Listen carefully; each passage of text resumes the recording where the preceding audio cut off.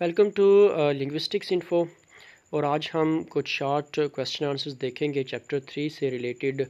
पहला है define competence. Competence Chomsky का दिया हुआ कंसेप्ट है और उसके हिसाब से कोई भी नेटिव स्पीकर जो है जब अपनी लैंग्वेज के सिस्टम को, एब्स्ट्रैक्ट सिस्टम को समझता है कि किस तरह से मुख्तलिफ एलिमेंट मिलकर एक स्ट्रक्चर बिल्ड करते हैं और वो फिर उसका इस्तेमाल करता है, ये सारा इल्म कॉम्पिटेंस कहलाता है।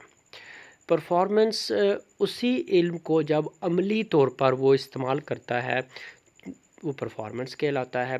और वो ओरली भी हो सकता है और वो रिटन भी हो सकता है। नेटिव स्पीकर जो है वो किसी भी लैंग्वेज के, उनमें इंटरनलाइज्ड सेट ऑफ रूल्स होते हैं, अंडरलाइंग स्ट्रक्चर जिसको कहा जाता है। अब ये जो एबिलिटी है वो हर एक शख्स को, नेटिव जो स्पीकर है वो इस काबिल उसको बनाती है कि वो बोल भी सकता है और वो समझ भी सकता है चीज़ों को।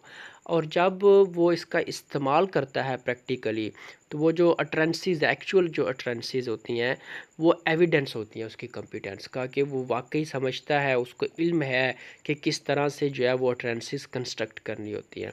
और जब नए सेंटेंसेस, बिल्कुल नए सेंटेंसेस जो बच्चे पहले से नहीं सुनते, ना पेरेंट्स जो है वो उनको सिखाते हैं, लेकिन जब वो नए सेंटेंसेस कंस्ट्रक्ट करता है और वर्ड्स के बारे में वो ये व्यू देता है कि ये करेक्ट हैं या इनकरेक्ट हैं, तो ये शो करता है उसकी कॉम्पिटेंस को। और ये जो कैपेसिटी है उसके अंदर, ये क्यों होती है? ये कॉम्पिटेंस की वजह से ही होती है कि वो ये नए सेंटेंसेस कंस्ट्रक्ट कर सकता है, नए सेंटेंसेस को समझ सकता है, वर्ड्स के बारे में बता सकता है कि ये करेक्ट है या इनकरेक्ट है, इस्तेमाल ठीक किया गया है या नहीं किया गया। इसके बाद सिंटैग्मेटिक और पैराडिग्मेटिक रिलेशंस होते हैं। सिंटैग्मेटिक रिलेशन जो है ये हॉरिजॉन्टल रिलेशनशिप होता है बिटवीन द कॉन्स्टिट्यूएंट्स, जो एलिमेंट्स हैं किसी भी एक सिंटैक्टिक स्ट्रक्चर के अंदर, उनके दरमियान जो रिलेशन है वो हॉरिजॉन्टल होता है। जैसे सब्जेक्ट, वर्ब, ऑब्जेक्ट, या इसके अलावा जितने भी हमारे पास पैटर्न इस्तेमाल किए जाते हैं सेंटेंस कंस्ट्रक्ट करने के, ये सारे के सारे जो कॉन्स्टिट्यूएंट हैं ये आपस में रिलेट होते हैं। ये जो हॉरिजॉन्टल रिलेशनशिप बनता है इसको हम सिंटैग्मेटिक रिलेशन कहते हैं। पैराडिग्मेटिक रिलेशन वर्टिकल रिलेशन होता है फॉर्म्स का। इसका ताल्लुक होता है सब्स्टिट्यूशन के साथ, कि आप एक जो कैटेगरी ऑफ वर्ड है उसको सेम कैटेगरी ऑफ वर्ड के साथ रिप्लेस कर सकते हैं। इसकी हम आगे वजाहत देखते हैं। सिंटैग्मेटिक रिलेशंस जो हैं एक्चुअली पोजिशनल रिलेशन होते हैं। ये sequential arrangement of smaller linguistic forms into larger linguistic forms होती है। जैसे कैसे कि हम अरेंजमेंट करते हैं वर्ड्स को फ्रेजेस में, फ्रेजेस सेंटेंसेस बनाते हैं। ये यदि स्मॉलेस्ट मॉर्फीम से वर्ड, वर्ड से फ्रेजेस, फ्रेजेस से क्लॉजेस, क्लॉजेस से सेंटेंसेस, तो आपस में ये रिलेट करते हुए, आपस में जुड़ते हुए ये एक लार्जर स्ट्रक्चर तक पहुंच जाते हैं। जो पैराडिग्मेटिक रिलेशन है ये सब्स्टिट्यूशन का रिलेशन होता है।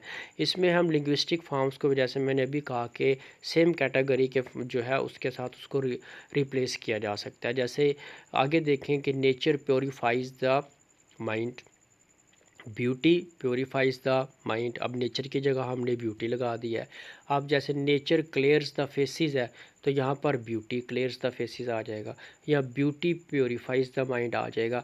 तो हम क्या कर सकते हैं, हम हर एक जो कॉन्स्टिट्यूएंट है उसको उसकी कैटेगरी के हिसाब से सब्स्टिट्यूट कर सकते हैं। जैसे नेचर ब्यूटी के साथ रिप्लेस हो जाएगी, प्योरीफाइज क्लियर के साथ जो है वो रिप्लेस हो जाएगा, सब्स्टिट्यूट हो जाएगा। तो ये जो सिंटैग्मेटिक रिलेशन है ये नेचर प्योरीफाइज द माइंड, ये रिलेशन है, ये लीनियर बनता है, यानी हॉरिजॉन्टल है। सब्जेक्ट, वर्ब और फिर आगे ऑब्जेक्ट आ जाता है। फिर इसी तरह जब हम पैराडिग्मेटिक पे आते हैं तो ये चॉइस है, नेचर की जगह ब्यूटी आ गई, प्योरीफाइज की जगह क्लियर का वर्ड जो है वो आ जाता है। तो सेम कैटेगरी जो है वो सब्स्टिट्यूट कर सकती है जो एग्जिस्टिंग कैटेगरी है उसको। तो ये जो रिलेशन है ये सिंटैग्मेटिक और पैराडिग्मेटिक रिलेशन होता है। इसके बाद सिंक्रोनिक और डायक्रोनिक है। लैंग्वेज जो है उसको मुख्तलिफ पॉइंट ऑफ व्यू के हिसाब से स्टडी करते हैं। तो जब हम लैंग्वेज को एक गिवन टाइम पीरियड में स्टडी करें तो ये सिंक्रोनिक स्टडी कहलाती है। और अगर हम इसको over the period of time जाके स्टडी करें तो ये डायक्रोनिक कहलाती है। सिंक्रोनिक जो लिंग्विस्टिक्स है इसका फोकस इस चीज़ पे होता है कि लैंग्वेज जो है वो किस तरह इस्तेमाल हो रही है एट द टाइम। मौजूदा वक्त में।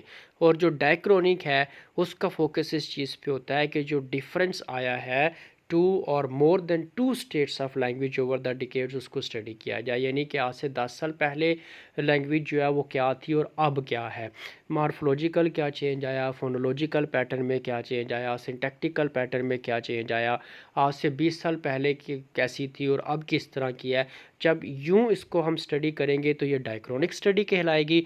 और जब हम इसको सिर्फ गिवन पीरियड टाइम के अंदर स्टडी कर देते हैं, कोई कंपैरिजन नहीं करते, रिलेट नहीं करते किसी और टाइम पीरियड के साथ, तो ये सिंक्रोनिक स्टडी कहलाती है। सिंक्रोनिक स्टडी जो है ये study of language in given time है, डायक्रॉनिक जो है वो थ्रू टाइम है। सिंक्रोनिक लिंग्विस्टिक्स जो है ये डिस्क्रिप्टिव लिंग्विस्टिक्स कहलाती है, क्योंकि ये सिर्फ इन्वेस्टिगेट करती है कि किस तरह से लैंग्वेज को इस्तेमाल किया जाता है किसी भी कम्युनिटी में। डायक्रॉनिक जो है ये हिस्टोरिक या टेम्पोरल लिंग्विस्टिक स्टडीज़ कहलाती है, ये डेवलपमेंट ऑफ लैंग्वेज देखती है ओवर द टाइम या थ्रू द टाइम। और जो सिंक्रोनिक है deals with system, diachronic deals with unit, यानी कि लैंग्वेज के डिफरेंट जो कॉन्स्टिट्यूएंट्स हैं। सिंक्रोनिक स्टडी फिक्स स्टेटिक होती है क्योंकि गिवन टाइम में है, डायक्रॉनिक स्टडी जो है वो मूविंग होती है। इसके बाद लैंग एंड पेरोल है। लॉ लैंग जो है ये होल सिस्टम ऑफ लैंग्वेज है that proceeds and makes speech possible. अच्छा, अब जो डिफरेंस है ना चॉम्स्की के कंसेप्ट ऑफ कॉम्पिटेंस में और फर्डिनेंड डी सोशोर के लैंग में, वो है कि जो कॉम्पिटेंस है चॉम्स्की की ये साइकोलॉजिकल कंस्ट्रक्ट है, और सोशोर का जो लैंग का कंसेप्ट है ये सेट ऑफ सोशल कन्वेंशंस है। ज़्यादातर क्या होता है कि लोग इसको समझते हैं कि ये एक ही चीज़ है, कि कॉम्पिटेंस और लैंग जो है ये knowledge of language of a native speaker है। लेकिन ये एक डिफरेंस है कि चॉम्स्की का जो कॉम्पिटेंस का कंसेप्ट है ये साइकोलॉजिकल कंस्ट्रक्ट का है, लेकिन जो चॉम्स्की बात करता है ना कॉम्पिटेंस के इसके लैंग्वेज के नॉलेज के बारे में, वो सेट ऑफ सोशल कन्वेंशंस के तनाजुर में करता है। पेरोल जैसे हमने परफॉर्मेंस में देखा था कि आप जब कंक्रीट वे में इस्तेमाल करते हैं अपने नॉलेज ऑफ लैंग्वेज को तो वो परफॉर्मेंस होता है, तो पेरोल में भी इसी तरह है कि जब आप कंक्रीट यूज़ करते हैं ना लैंग्वेज का, कि एक्चुअल अट्रेंसेस जो होती हैं वो पेरोल कहलाती हैं। ये एक्सटर्नल मैनिफेस्टेशन है कि आपका इल्म जो है वो क्या है, आप अपने लैंग जो है उसको इजहार देते हैं। लैंग जो है वो रेफर्स टू एब्स्ट्रैक्ट है, और पेरोल डेफिनेटली ये पर्टिकुलर है, ये रियलाइजेशन ऑफ लैंग होती है कि जब आप इसको एक्सप्रेस कर देते हैं। Langue social conventional side of language होती है क्योंकि इसका सेट ऑफ सोशल जो कन्वेंशन है उससे ताल्लुक़ है। पेरोल इंडिविजुअलाइज्ड है कि हर एक बंदा मुख्तलिफ अंदाज के साथ इस्तेमाल करता है। पेरोल मैसेज होता है, लैंग कोड है, यानी लैंग जो है वो एक सिस्टम है और पेरोल जो है वो मैसेज की सूरत में कन्वे होती है चीज़ें। पेरोल कैनक्रीट होता है, मैनिफेस्टेशन है, क्योंकि जब आप इसको प्रैक्टिकली इस्तेमाल कर देते हैं तो ये मैनिफेस्टेशन हो जाती है। लैंग एब्स्ट्रैक्ट नॉलेज है। लैंग इसके अलावा कोड है, सोशल है, फिक्स है, और पेरोल जो है वो इनकोडिंग ऑफ मैसेज है, वो इंडिविजुअल और फ्री है, वो फिक्स नहीं होता। सिस्टम फिक्स्ड होते हैं, इस्तेमाल जो है वो नहीं होता। इसके बाद सब्सटेंस और कंटेंट है। Sound produced by human speech organs are called substance और content.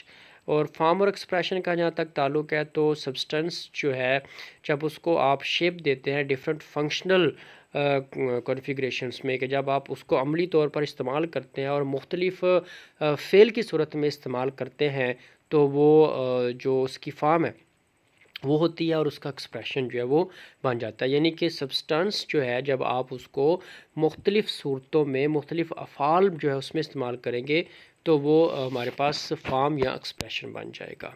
Don't forget to subscribe linguistics info, bell icon भी प्रेस कीजिएगा ताकि आपको नई वीडियो के बारे में मालूमात मिलती रहे।